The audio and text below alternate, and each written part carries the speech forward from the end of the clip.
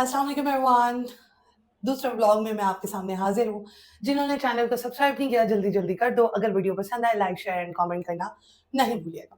बार बार mic जो है वो बार बार टेढ़ा हो जा रहा है, सो हमने आज बहुत ही इंपॉर्टेंट बात करनी है। सो जी हम करते हैं अपने व्लॉग को स्टार्ट। वीडियो पसंद आए लाइक शेयर एंड कमेंट करना नहीं भूलिएगा। गाइस, जितने भी रजब के फैंस हैं उन तमाम लोगों को बहुत ज़्यादा मुश्किल होने वाली है। इकरा कंवल के फैंस हैं उनको भी मुश्किल होने वाली है, और जितने भी डक्की के फैंस हैं उन तमाम लोगों को भी मुश्किल होने वाली है। डक्की का आपको जैसे पता है कि जिस्मानी रिमांड जो है वो एक्सटेंड होता चला जा रहा है, और बहुत ज़्यादा डक्की की फैमिली को सर्वाइव करना पड़ रहा है और बहुत ज़्यादा मुश्किलात पेश आ रही हैं। एक बात जो है जहाँ पर गलत है, वो ये है कि गैम्बलिंग की ऐप को प्रमोट किया गया, तो उसके हिसाब से मुल्क में कोई कानून होना चाहिए था कि ऐसी ऐप्स को प्रमोट ना करें, कानून आपको पकड़ सकता है। ये वाली चीज़ें नहीं बताई गईं और अचानक ही डकी को पकड़ लिया गया, और डकी को ना सिर्फ़ गैम्बलिंग की ऐप के तौर पर पकड़ा गया, बल्कि उसके ऊपर मनी लॉन्ड्रिंग का भी केस था, जिसकी वज़ह से लोग जो हैं एफआईए के अदारे और साथ में एनसीसीआई के अदारे जो हैं वो बहुत ज़्यादा मुतहर्रिक हो गए, और अभी तक उसको जिस्मानी रिमांड पर रखा जा रहा है, उसकी ज़मानत जो है वो नहीं हो पा रही है। बहुत ज़्यादा ज़ोर लगाया जा रहा है इस चीज़ के ऊपर कि जल्द अज़ जल्द डकी को जो है वो सलाखों से बाहर जो है वो लाया जाए, लेकिन जो है कि बहुत ज़्यादा मुश्किलात पेश आ रही हैं। डकी की फैमिली को, डकी की बेगम को। अब यहाँ पर और भी बहुत सारे यूट्यूबर्स जो हैं, उनको ना एक चांस मिल गया। एक चांस ये मिल गया है कि आगे से कोई भी ऐसी ऐप आएगी तो वो नहीं उसकी प्रमोशन करेंगे। लेकिन जिन्होंने प्रमोशन की है उनको तो जो है वो अदारे पकड़ेंगे, और अदारे जो है उनको पकड़ने के लिए मुतहर्रिक हो चुके हैं, जिसमें रजब भट्ट का नाम शामिल है, और साथ ही साथ इकरा कंवल और अनस और भी बहुत सारे यूट्यूबर्स हैं, उनका नाम शामिल है।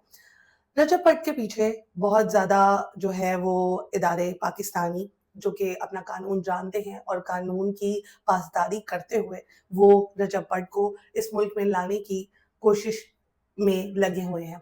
अब रजब भट्ट चूँकि उन्होंने यूके में अपनी रिहाइश कर ली है और अभी यूके में रह रहे हैं, उनको पता है कि यूके एक ऐसा मुल्क है जहाँ पर अगर आप असाइलम ले लेते हैं, तो फिर वहाँ की जो अवाम है और वहाँ की जो गवर्नमेंट है, वो फिर आपको जो है बचा लेती है। अगर आप वहाँ पर कहते हैं कि हमें अपने मुल्क से खतरा है, हमें हमारी जान को खतरा है, तो इस हिसाब से फिर वहाँ की जो गवर्नमेंट होती है वो आपको बचाती है, कि आपके ऊपर कोई मसले-मसाइल ना हो, तो वो अपने मुल्क में आपको रखने की इजाज़त देती है। लेकिन फिर बाद में क्या होता है कि फिर आप एक मुल्क से दूसरे मुल्क जाने के लिए आपको फिर बहुत ज़्यादा जो है वो पापड़ बेलने पड़ते हैं, और आप बाउंड हो जाते हैं। वो मुल्क आप पर हावी हो जाता है कि आपने जहाँ पर भी जाना है, वहाँ की गवर्नमेंट से पूछ के जाना है कि आप यहाँ पर क्यों जा रहे हैं, आप ईज़िली नहीं जा सकते कहीं पे भी।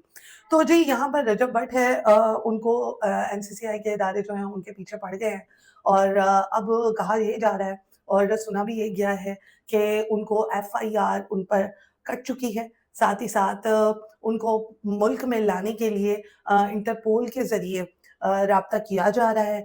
अगर वो खुद आ जाते हैं तो बहुत अच्छी बात है। अगर वो असाइलम ले लेते हैं कि भई मैं उसी मुल्क में रहूँगा क्योंकि मेरी जान को खतरा है, तो वो वहाँ पे चले जाएँगे। लेकिन रजब इतना बुज़दिल लगता नहीं है, जितना वो दिखा रहा है अपने आप को कि भई मुझे मुल्क से बहुत खतरा है, लोग मेरे पीछे हाथ धोकर पड़े हुए हैं, तो ये वो है। आप इतने पंगे लेते ही ना कि लोग आपके पीछे हाथ धोकर पड़े होते। इतना भी क्या आपको पैसे कमाने का क्रेज़ कि आपको यूट्यूब से अगर करोड़ों की इनकम आ रही है, फिर आप टिकटॉक पे भी ज़लील हो रहे हैं, टिकटॉक से भी पैसे कमा रहे हैं, फिर आप गैमलिंग की ऐप को प्रमोट भी कर रहे हैं, उधर से भी पैसे कमा रहे हैं। भई कुछ तो गरीबों के लिए छोड़ दो, या गरीबों को कुछ तो दे दो।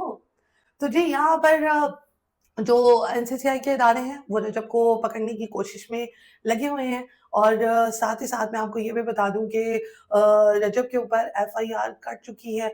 बार-बार नोटिस भिजवाने के बावजूद रजब की तरफ से उनके वकील हैं, जो कि वहाँ पर जाते हैं और जाकर जो है रजब की फ़ेवर में बात करते हैं, लेकिन कब तक? कब तक? जब तक रजब खुद नहीं जाएगा, जब तक वो अपने आप को खुद क्लियर नहीं करेगा, तमाम इदारे जो हैं वो किसी ऐरे-गैरे, नत्थू-गैरे की बात को नहीं मानेंगे। तो यहाँ पर मशवरा तो यही है कि उनको यहाँ पर आना चाहिए, अपने आप को, जैसे कि मैंने आपको from the very first day जब मैं रजब के हवाले से वीडियोज़ बना रही थी, तो मैंने आपको कहा था कि रजब के वकील जो है ना उनके वो ही उनके जो है ना दुश्मन निकल रहे हैं। वो इस वज़ह से निकल रहे हैं क्योंकि वो उनको गलत मशवरे दे रहे हैं। वो उनको सही मशवरे दे ही नहीं रहे हैं। کہ بھئی تم آؤ، تم آ کے ان تمام چیزوں کو فیس کرو جیسے ڈکی کر رہا ہے. ڈکی بھی کسی نہ کسی دن چھٹ جائے گا. چلو 1 مہینہ نہیں 2 مہینے، آپ کب تک ملک سے بھاگتے رہیں گے؟ آپ کب تک جو ہے ملک کو چھوڑ کر ادھر کبھی دربدر کبھی ادھر دربدر، اور ایمان بیچاری آپ کے گھر میں نوکرانی بن کر، اور اس کی ماں بیچاری جو ہے وہ آپ کے گھر میں نوکرانی بن کر صرف کنٹینٹ کی خاطر رہیں گے.